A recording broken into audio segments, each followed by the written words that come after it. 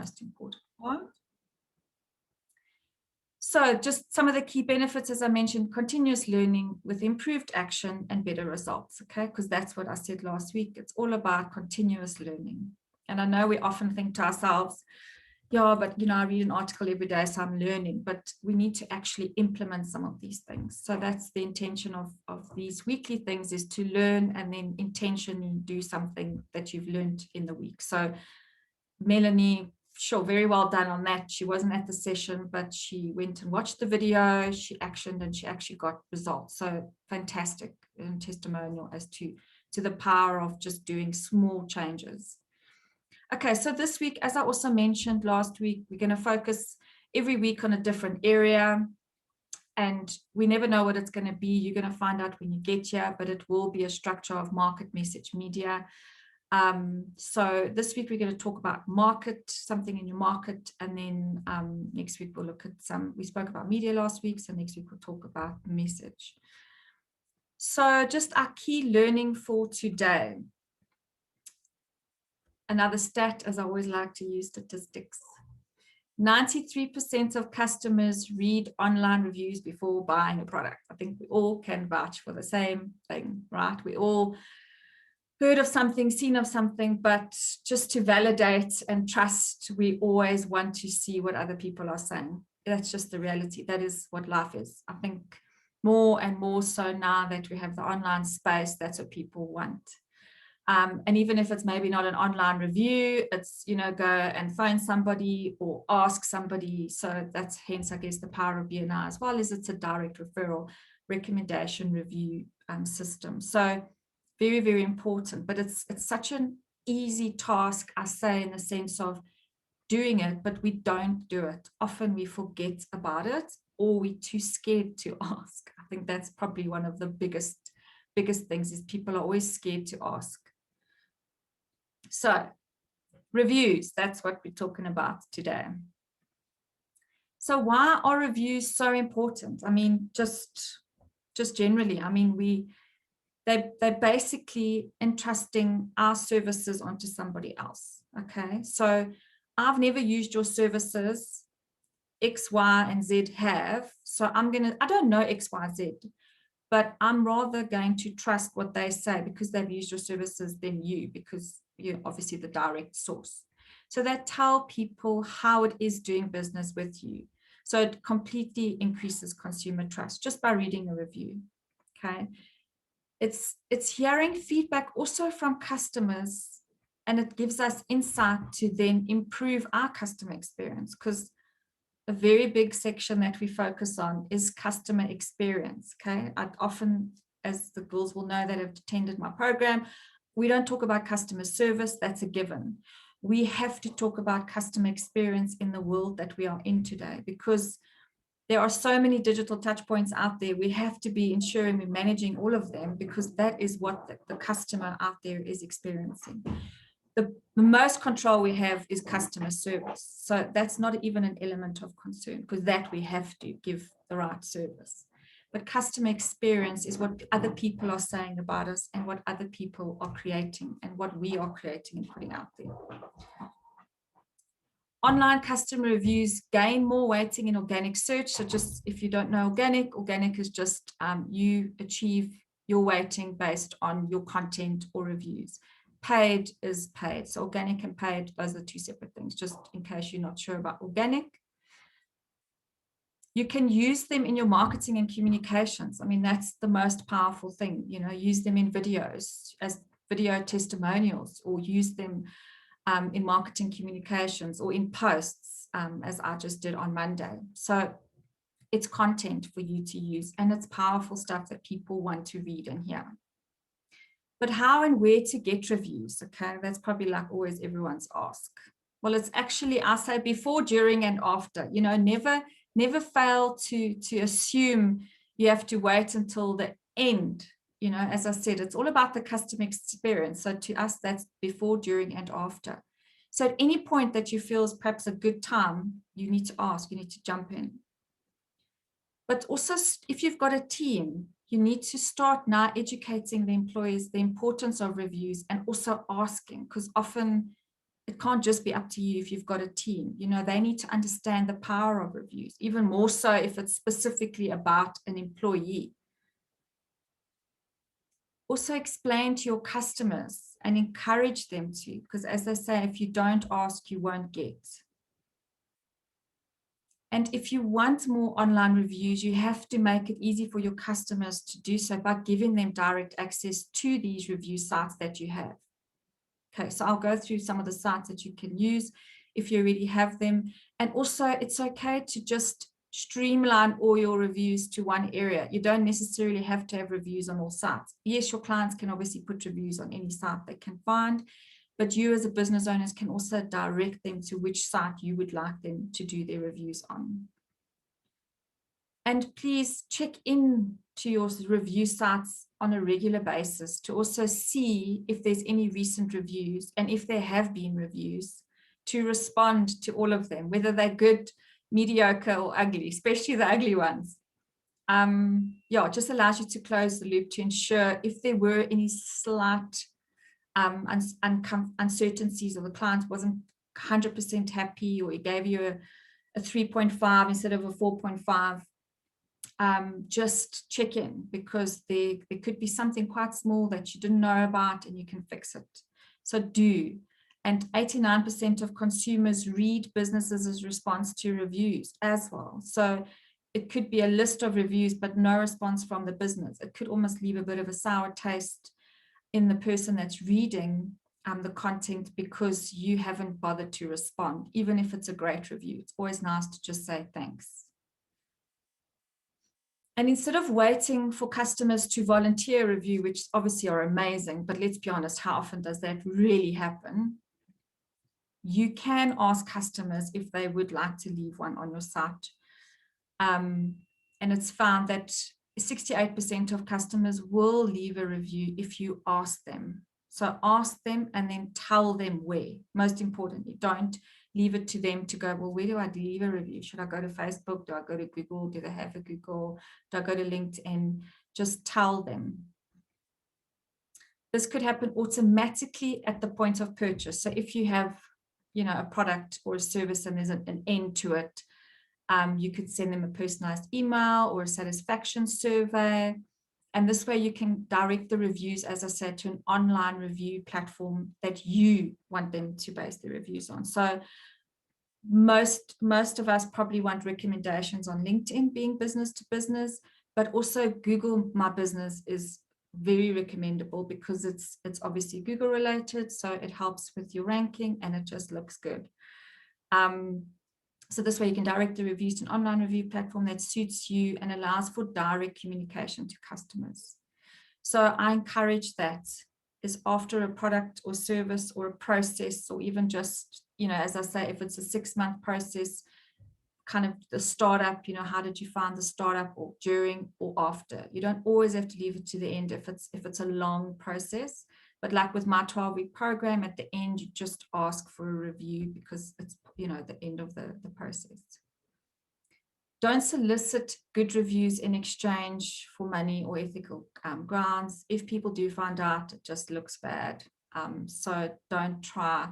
I have been on quite a few courses, and people have asked for reviews in return for stuff. It's okay if you do that, but it's just be careful how you do it, because you really just want to get outright honest reviews. And I just feel if you've done a good job and you've added value and you've ticked the boxes and they feel like they've got the value for money, nothing should really be stopping them from just simply giving you a good review, with you allowing them to do that quite easily. If they have to go out and now find where to do a review, yeah, that could be complicated for the client. But if you give them a link, it should be quite easy. So where to get them? I say Google My Business. We actually have a talk on Friday, on our Friendly Friday at 12 o'clock, about Google My Business. So if you don't have a Google My Business account, I suggest maybe you tune in. And please, if you don't have a Google My Business account, go and create one. They used to have a process where you had to apply for one, and then you had to wait for your postal code, literally your reference literally through the post. So I think some people waited 3 months. I waited 6 weeks, actually. I got it. but this was like a couple of years ago. So the postal system is probably worse now.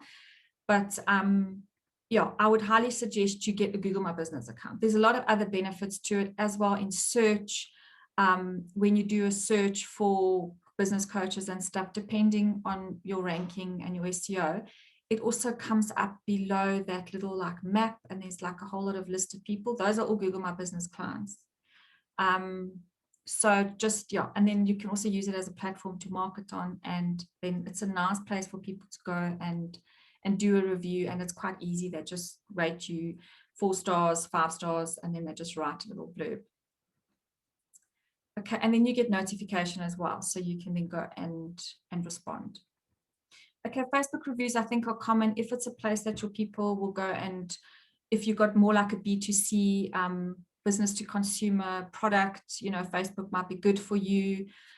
So Facebook reviews obviously are quite prevalent there. If yours is more of a business to business, then obviously LinkedIn could be an option for you as well. There we talk about recommendations, as you know, on the bottom of your profile. And again, they are quite powerful because people again want to see what people say about you and how they found your services. And if you have a YouTube channel, people can do ratings on YouTube. And then these are just some of the others. If you have an Amazon account, a Yahoo, Yellow Pages, if you heard of Yelp. And then obviously on your website through, you know, you could have a section that people can leave a review on your website.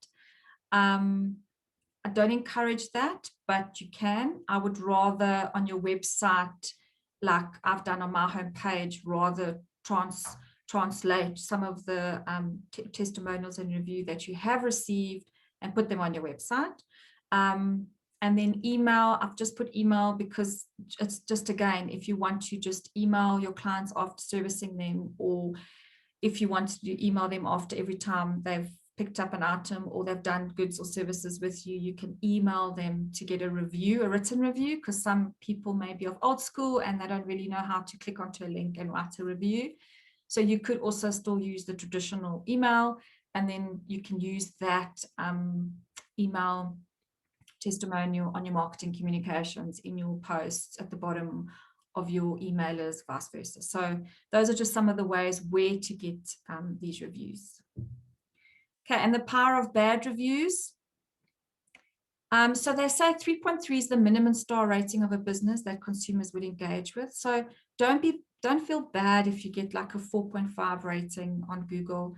For 4.5 is really still good. I always say, like, even when I get called up, I mean, if you want to do that with your clients, do an NPS score, you know, I never give a 10 because I just always believe there's room for improvement. So don't feel like, oh shucks, I've got a 4.5 rating. It's not the end of the world. Maybe it's worth checking in with that client to see why they rated you 4.5, and then just ask them. And if they said, like me, I never rate anyone 5 out of 5 or 10 out of 10, that's cool. But if there was, you know, maybe that you didn't respond to them quick enough, or they felt that the content you gave them wasn't valuable, or you took too long with something, or whatever, you at least know then where you could improve. So yeah, so 3.3 is the minimum star rating of businesses that they engage with. And 13% of consumers will consider using a business that has a 1 or 2 star rating. So it's just as it goes down. I mean, I just know the same. I mean, when I've had bad service with a supplier, I do go and look at their reviews, and generally I wouldn't be surprised if their ratings are quite low. 94% say an online review has convinced them to avoid a business, because we know people buy from people. And 4 out of 5 consumers have changed their mind about a recommended purchase after reading a negative review online. Yeah, we actually had it the other day on one of our courses that a lady had a negative review, and but on her Facebook page, but she had been, because she's a BNI member, her whole entire chapter had recommended her on this post. And obviously the first thing they went and they looked at her page and they looked at her reviews, and she had 1 negative review on there that she hadn't commented on. So she was very fortunate that this person actually sent her a message and said, you know, I see everyone has recommended you, but you've got a bad review, 1 bad review on your page. I think she had probably 20 positive ones. And they luckily sent her a message and just said, I just want to check, I see you've got one bad review on your page, but everyone has recommended you. Like, what happened, And it was some household that they had extremely old carpets. So when she did go in and she did her thing, there was actually so much dirt that the carpet had kind of actually disintegrated already. So when she washed it, it disappeared. And they blamed her for that. So she just explained to the client. But I said to her, she was lucky because that client, out of all those referrals, could have gone to her page and seen that one bad review, not knowing the background, not understanding that actually the carpets were 40 years old. The person had never cleaned the carpets. So when she did clean them, all she did was take the dirt away. But because the carpet was so old, it just disintegrated. Like that's the story. But she also didn't reply. So good learning, lucky opportunity for her that they contacted her. So I'm not saying never say never, that if you have a bad review, you won't get service. But it was a bit of a toss-up because she had so many referrals. So it's insane. Out of all those great referrals or reviews she had, the one almost put the client off. So just keep an eye on what people are saying. If people have a negative review, please do respond, do say something. You can't hide reviews, but just have a response, okay? And then I would say, if it is such a bad review, take the call off media and just contact the client and see how you can help them. That's about the only advice I can give. There's nothing we can do about a bad review, but they are very powerful. Okay, so as Danielle Steele says, a bad review is like baking a cake. With all the best ingredients you have, it's like someone's just sitting right on top of it. Okay, so all your hard work can go to smithereens in a matter of a second. Okay, so let's do some questions and answers. Does anyone have any questions around reviews? Anything that we've chatted about? I have one. Yolanda, yes. So when you were talking about where to get the reviews, so obviously, you speak to your clients or your customers, stuff like that. Can you repurpose, like with copy and paste on all the different platforms? So say your client leaves it on LinkedIn, and then you take that same one on Google Business, Google My Business account and paste it there. I would, like tell the client I'll do it, but is that advisable? You can't actually, because it will be under your profile. So to me, that's like, it's not fake because it's real, but you want them to do it. And that's the hardest part. And that's why everyone always says they struggle to get reviews, because you can't write the review on the client's behalf, even if you copy and paste it. The only thing you can do with an email review is you can put it in the bottom of a mailer, you can put it in communication, you can put it on your website, but you can't do a review on behalf of your client. It's just not ethical. I think it just looks odd. I would rather just copy the link for the review into thank you so much for my service. Please, can you leave us a review? Remember, not everyone's going to do a review, but just have it as a standard that you have it, and then just put the link in there. So they literally have to click the link, they go in, they write, and that's it. It's easy peasy, actually. But no, it's not advisable to do that. But if say they themselves leave it on LinkedIn, can you take the LinkedIn one that they wrote and use it on say Facebook or something else, or is that also, does it cover what you were talking about, and having to get them leave a review on each platform? So I would, if I was you as a business owner, I would decide where you want to grow your reviews. So if you know that in your business and your target space, people are going to read your recommendations, then every review you get or whatever, whenever you do service with people, you send them to LinkedIn. So you just build your recommendations. If you know your target market is consumer and they're on Facebook, then build your reviews on Facebook. Don't bother with LinkedIn. And the same with Google My Business. So if you want to have a search and it's a more generic space and it's ranked by Google and it's recommended, because people are in search, then go to Google reviews. So I would say you as a business owner need to pick one and then drive all your people to that one review site. Yeah. Okay, great. Yeah, thanks. Because you can use it in your emails marketing. Yeah. I've made a note to go Google my business account because I did not know about that. Yeah, no, it's Oh, awesome. I think Yeah, you can just go and search Google My Business account, and it will be quite easy for you to go in and create one. thank you. Tracy, I think you had a question. Did I was sorry, actually and going to Roy. say, just add to Yolanda's question, can you not put on Facebook, if you're going to repurpose it, can you not put the link to LinkedIn? Say, I received this fantastic review from a client, put the link to LinkedIn, and it'll drive your Facebook clients to LinkedIn. And what you're saying is, you're celebrating the wonderful review, and maybe you can put some value added content there pertaining to the review as well. Yeah, no, you can definitely do that. And then you're not actually you're not copying and pasting the review, because it's, on my book, I ask people to go and place the review themselves. And I'm trying to get as many video reviews as possible, because then it's the person's face. And because anyone can really write a review, and it can be fabricated, but I would imagine you want the authenticity of the review. And then so Megs, where would you suggest the best place for me to put, besides for my book on Goodreads and Amazon and that type of thing, where would be the best place for me to collect reviews? On Facebook? So you are very much a business to consumer. Yeah. So you would be good at Facebook. And then I can take those, and I've got them on my website as well, and I can just place them on my website. And okay, cool. Thanks so much. Yeah.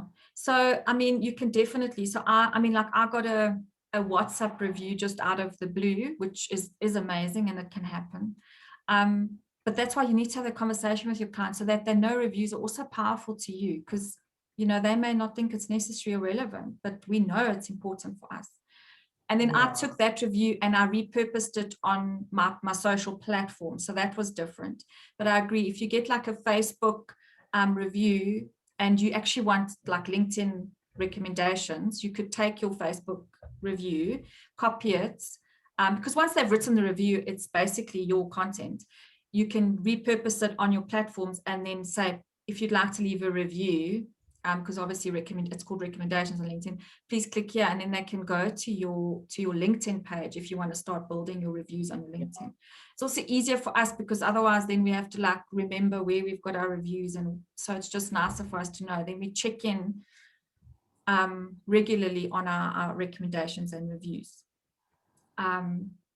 Yeah, good. Thanks for the question, Trace. And Roy? More of a story than something about writing a review on LinkedIn or Facebook. I recently had an American client who was looking for funding for her business.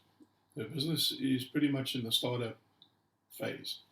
So we went through all the hoops of what she needs to prepare, and clearly a credit profile report from the credit bureau that exists in the States, and there are 3 of them, is important to get that ball rolling. Now, when she got turned down by the funding brokers, this lady had the audacity to go into a public forum in a meeting that was being attended by, I think, 34 or 35 people, and trash me. Oh, wow. She actually trashed me. So I was there, and I listened to all this codswallop, and I said, okay, well, thank you for your inappropriate words. However, now that we're bearing things plain on the table, and you started this, let me share with this wonderful audience why you got turned down. In the United States, to get your credit score to get credit has to be above 680 points. If you score below that, the banks are going to want an arm, a leg, a liver, 2 hearts as collateral before they lend you money.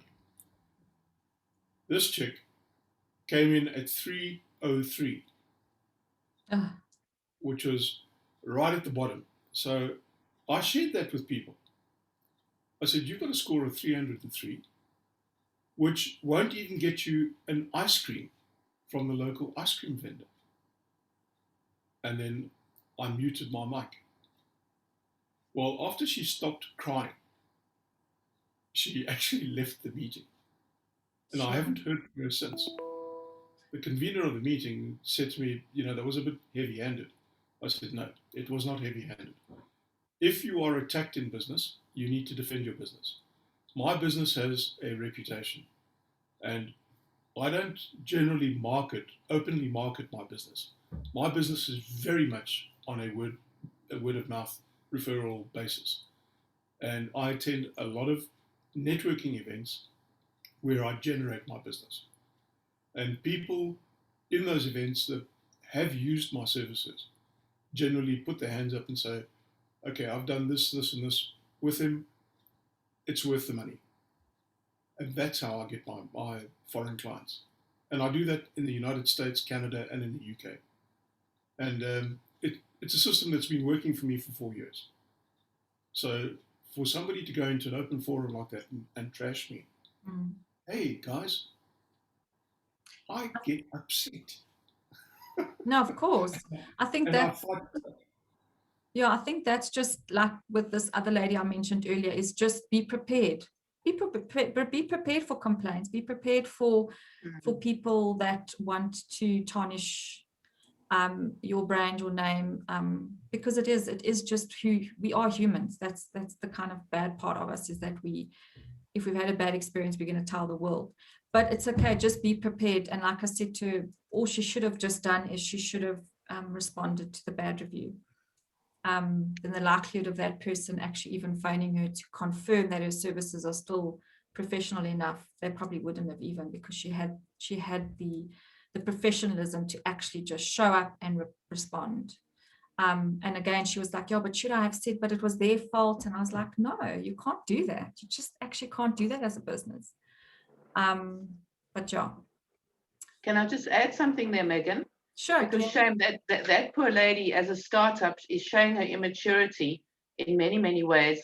And in fact, Rue actually came up as, the hero. Renal likes that word, I love it, in the situation. And I don't think anyone, there might have been someone there that would maybe have funded her or helped her or whatever. They wouldn't touch her now because, she's dug a deep hole for ourselves. So, before we say something, before that email we're going to send out, before that stuff we're going to do, it's great just to take a step back, shame. Sorry, mates. I've also just got a quick story, if I may. We dealt with a difficult client that just from day one, he was just very difficult to please. And it led to, he needed quite a large quantity of the cheapest, and these are his words, the cheapest t-shirt you can get branded, because I'm going to just give them away, like on the side of the road, which we did. When he got the shirts, he said, you can literally wear these once and then you're going to have to throw them away, because it really was the cheapest shirt you could get. And he wrote horrific reviews. He actually phoned myself, phoned Jason at like 9 o'clock at night with the most incredible language, trashing us. I mean, it was just so unprofessional. Anyway, we spoke to him and we're like, we'll redo it. We'll go Harvey's, we'll make a plan. And we tried to save it, and it got very ugly. And we gave it a few weeks. We called him and we're like, have you calmed down? Have you, just to try, and you don't want to burn any bridges. And he wasn't very nice, so we left it. About 6 months later, he actually came back to us for more work. And Jason and I took the stance that we are not going to work with him. And I think that's also an important thing is, you need to, I don't want to say pick and choose, because we're not at the point where we can actually pick and choose, but a client like that is going to Yeah. cost you money. And yes, we tried to fix the review, you know, to sort of limit the damage of his review and all of that. But when it comes down to it, you just got to say goodbye and move on and build from there. So. Agreed. I think that's why I say marketing is a powerful thing, because we decide who the clients are that we want to work with. You know, we set it out. We say, this is my ideal client. And it's not just because it's on a piece of paper, but actually I want to work with that specific person because they pay on time, because they don't argue when I quote, because they just easy to work with. And as I say, because they make me smile. Like, I just want to work with that client. So if you don't tick those 4 boxes that we've set as your ideal client, sorry, too busy. Maybe we refer you on to somebody else for actually, you know, you never just say no outright. I mean, let's still have some business ethic, but the point is, absolutely, we need to work with the clients that will bring us the most value with the least amount of effort. That is the purpose of, so I agree with you. So I agree, sometimes we just got to bite it off and kind of say, well, business lost, but the time taken that you guys probably spent in printing and fighting, and it's not even worth it. So yeah, but unfortunately, if we do service a client and they still have a bad experience, they're still possibly going to tell the world. So we just have to manage them.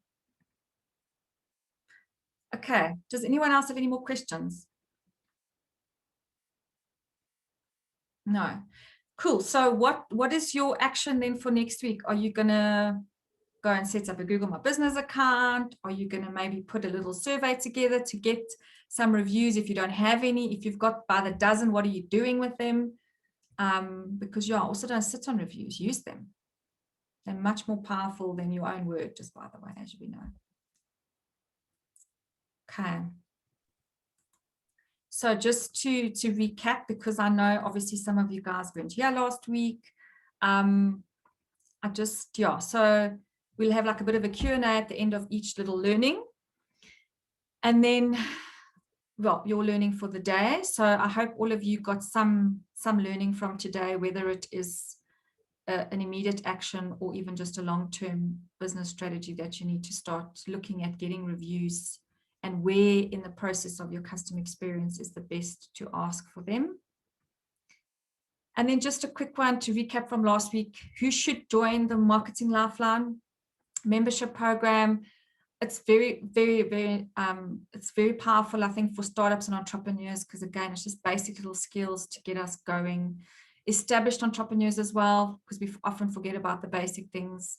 Small to medium-sized business owners, and really anyone serious about business that really wants to just get their marketing right, you know, that's not a marketing expert, but just these little small tricks of the trade that get us closer.